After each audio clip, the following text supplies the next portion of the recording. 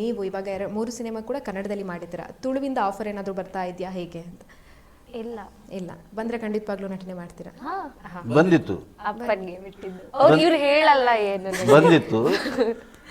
But ನಾನು ತುಳುವಲ್ಲಿ ಇವಾಗ ಬೇಡ ಅಂದೆ. ಓಕೆ, ಯಾಕೆ ಸರ್? ಕಾರಣ ಇದೆ ಕಾರಣಗಳಿವೆ. ತುಳು ಇಂಡಸ್ಟ್ರಿ ಅಂದರೆ ನಾನು ತುಳು ಇಂಡಸ್ಟ್ರಿಯಿಂದಲೇ ಮೇಲೆ ಬಂದವನು. ವರ್ಷದಲ್ಲಿ 2 ಅಥವಾ 3 ಸಿನಿಮಾ ನಾನು ಕತೆ ಕೇಳಿ ನೋಡಿ ಮಾಡೋದು. ಒಂದೇ ರೀತಿಯ ಪಾತ್ರಗಳಿದ್ದರೆ ನಾನು ಮಾಡೋದಿಲ್ಲ. ಪಾತ್ರಗಳಲ್ಲಿ ವೈವಿಧ್ಯತೆ ಇದ್ದರೆ ನಾನು ಮಾಡ್ತೇನೆ. ಆ ರೀತಿಯಾಗಿ ನಾನು ಎಷ್ಟೋ ಫಿಲ್ಮ್ಗಳನ್ನು ಕಳ್ಕೊಂಡಿದ್ದಿದೆ, ಎಷ್ಟೋ ಮಾತುಗಳನ್ನು ಕೇಳಿದ್ದಿದೆ. ಅವನು ತುಂಬ ಜೋರು ಮರೆ, ಅವನು ದೊಡ್ಡ ಜನರಾಗಿ ಮಾಡ್ತಾನೆ, ಅವನು ಅಥವಾ ಅವನು ದೊಡ್ಡ ತುಂಬ ಪೇಮೆಂಟ್ ಕೇಳ್ತಾನೆ,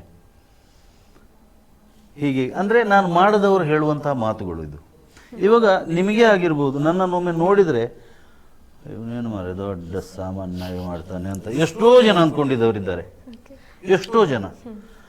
ಬಟ್ ನನ್ನ ಹತ್ರ ಯಾರಾದರೂ ಮಾತಾಡದೆ ನಾನು ಒಬ್ಬನ ಹತ್ರ ಮಾತಾಡುವವ ಅಲ್ಲ. ನಂದೊಂದು ಏನೋ ಅದು ನನಗೆ ಗೊತ್ತಿಲ್ಲ, ನೋಡುವಾಗ ದೊಡ್ಡ ಇದರಾಗೆ. ಬಟ್ ನನ್ನಲ್ಲಿ ಮಾತಾಡಿದ ಮೇಲೆ ಇನ್ನೊಬ್ಬರಿಗೆ ತಿಳಿಯುತ್ತದೆ ನನ್ನ ಮನಸ್ಸೇನು ಎಂಬುದಾಗಿ. ಅದನ್ನು ಆಮೇಲೆ ಗೊತ್ತಾಗ್ತದೆ ಇವ ಹೇಗೆ ಮನುಷ್ಯ. ನನಗೆ ಇದೇ ಈ ಫಿಲ್ಮಲ್ಲಿ ನಾನು ಕೆಲವರು ಮಾಡದ ಫಿಲ್ಮ್ಗಳಲ್ಲಿ ಇದ್ದವರು ಹೊರಗಡೆ ಹೋಗಿ ಇಂಥ ಮಾತುಗಳನ್ನೆಲ್ಲ ಹಬ್ಬಿಸ್ತಾ ಇದ್ದಾರೆ. ನಾನು ಅದ್ರ ಬಗ್ಗೆ ಏನು ಕ್ಯಾರೂ ಮಾಡೋದಿಲ್ಲ.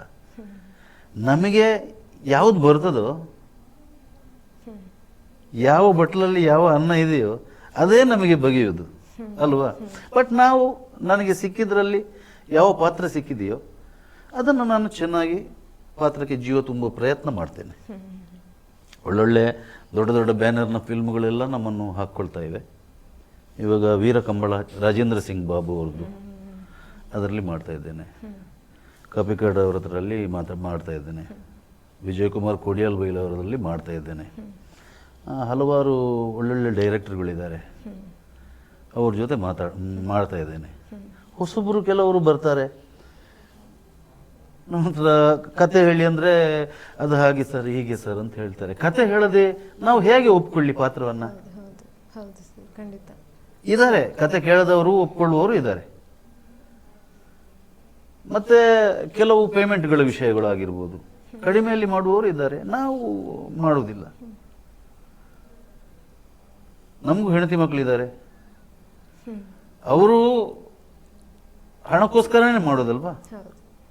ಅವ್ರಿಗೆ ಆಮೇಲೆ ಬರುತ್ತೆ, ನಮಗೆ ಆಮೇಲೆ ಬರೋದಿಲ್ಲ. ನಾವು ಒಂದ್ಸಲ ಶೂಟಿಂಗ್ ಮಾಡಿದ ಮೇಲೆ ಮುಗೀತು, ಅದಕ್ಕೋಸ್ಕರ ಆಗ್ತಾ ಇರ್ತದೆ ಅದನ್ನೆಲ್ಲ. ನೋಡ್ಕೊಂಡೆ ಹೌದು ಹೌದು ಖಂಡಿತ. ನಿಖರ ಸುದ್ದಿ, ಸದಭಿರುಚಿಯ ಕಾರ್ಯಕ್ರಮ. ನೀವು ನೋಡ್ತಾ ಇದ್ದೀರಾ ಕಹಳೆ ನ್ಯೂಸ್, ಸಮಾಜದ ಜಾಗೃತಿಗಾಗಿ ವಸ್ತುನಿಷ್ಠ ವರದಿ.